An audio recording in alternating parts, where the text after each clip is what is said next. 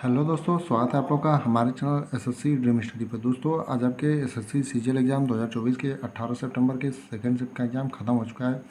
जिससे जुड़े जितने क्वेश्चन हमारे पास मिले हैं उतने क्वेश्चनों का हम आपको आंसर बता देंगे। दोस्तों आप लोग वीडियो को लाइक कर लीजिए और चैनल को सब्सक्राइब कर लीजिए और बेल आइकन को प्रेस कर लीजिए ताकि आने वाली हर वीडियो का नोटिफिकेशन आप तक सबसे पहले पहुँचे। और वीडियो को अपने दोस्तों के साथ ज़्यादा से ज़्यादा शेयर भी करिए। दोस्तों इसमें क्वेश्चन का लैंग्वेज थोड़ा मोड़ा इधर उधर हो सकता है, तो आप लोग इसे ज़रूर बताएं कि क्वेश्चन कैसे पूछा गया था। जो भी लोग दे के आए हैं तो आप लोग परेशान ना आइएगा, लैंग्वेज थोड़ा मोड़ा इधर हो सकता है, बाकी क्वेश्चन सभी वही हैं। इसलिए आप लोगों से रिक्वेस्ट है कि आप लोग कमेंट में ये ना कहें कि क्वेश्चन गलत है। आइए देखते हैं कैसे कैसे क्वेश्चन आपके पूछे गए थे। आपके आज के शिफ्ट में लेवल कैसा था। लेवल थोड़ा हार्ड ही था, इसलिए क्वेश्चन हमें कुछ कम ही मिले हैं। अगर लेवल इजी रहता तो आप लोग क्वेश्चन ज़्यादा बताते हैं।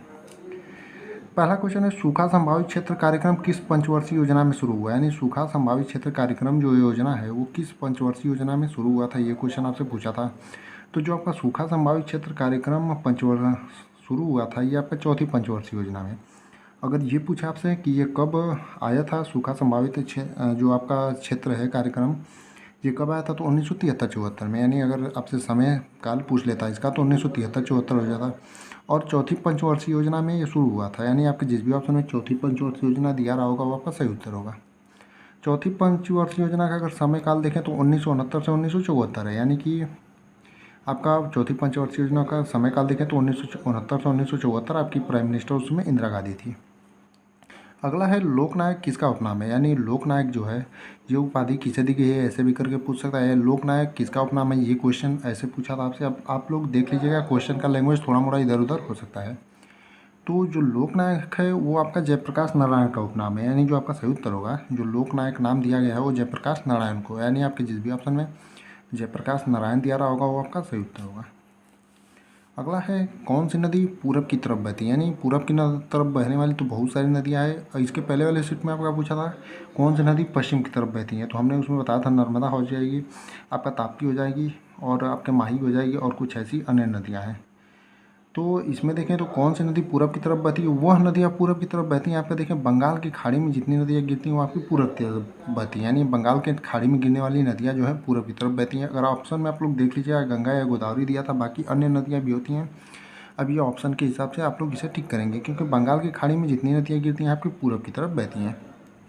अगला है कि अवगाद्रो संख्या कितना होता है। यानी अवगाद्रो संख्या जो होता है उसका मान, एग्जैक्ट मान क्या होता है, ये क्वेश्चन आपसे शायद पूछा था।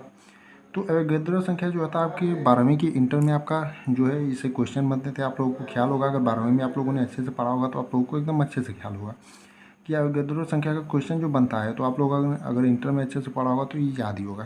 तो अवगाद्रो संख्या का जो मान होता है 6.023 गुणे 10 के पावर 23। यानी आपके जिस भी ऑप्शन में 6.023 गुणे 10 के पावर 23 दिया रहा होगा वो आपका सही उत्तर होगा। यानी अवगाद्रो संख्या का जो मान होता है आपका वो 6.023 गुणे 10 के पावर 23 होता है। अगला है, 2023 में महाराष्ट्र से पद्म विभूषण किसे मिला था। यानी पद्म विभूषण महाराष्ट्र से, यानी महाराष्ट्र से बिलोंग करते थे व्यक्ति, उन्हें पद्म विभूषण मिला था। व्यक्ति कौन थे, तो जो सही उत्तर होगा वो जाकिर हुसैन।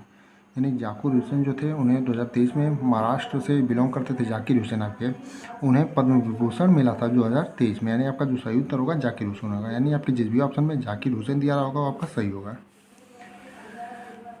अगला है क्वेश्चन कि नेफ्रॉन किसकी इकाई है। यानी नेफ्रॉन जो होता है वो किसकी इकाई है, ये क्वेश्चन आपसे पूछा है।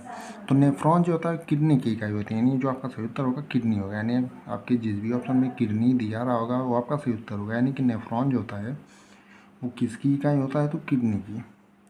अगला यानी कि 7वां है, महामारी रोग संशोधन विधेयक 2020 किसकी जगह आया था। यानी महामारी रोग संशोधन विधेयक जो है 2020 की वो किसकी जगह आया था, ये क्वेश्चन आपसे पूछा था। तो जो महामारी रोग संशोधन विधेयक है 2020 में किसकी जगह आया था, तो 1897 का एक एक्ट था उसकी जगह आया था। यानी कि जो आपका सही उत्तर होगा वो 1897 होगा। यानी आपके जिस भी ऑप्शन में 1897 दिया रहा होगा वो आपका सही होगा। अगला है, काली माता मंदिर कहाँ है। यानी काला माता मंदिर जो है वो कहाँ है, ये क्वेश्चन आपसे पूछा था। तो जो काली माता मंदिर है आप लोग ऑप्शन के हिसाब से देख लीजिएगा कहाँ का पूछा था, जगह तो नहीं मिला है। तो काली माता मंदिर हमने कोलकाता लिखवा दिया है, तो आप लोग देख लीजिएगा ऑप्शन के हिसाब से क्या पूछा था। यानी कि हमने कोलकाता लिखवाया है। आपके ऑप्शन में अगर दिया रहा होगा तो ये सही है, नहीं तो बाकी आप लोग देख लीजिए। इतने क्वेश्चन हमने मिले थे जिनको हमने बता दिया, बाकी जो भी क्वेश्चन बचे हैं वो आप लोग उसे ज़रूर भेजिएगा।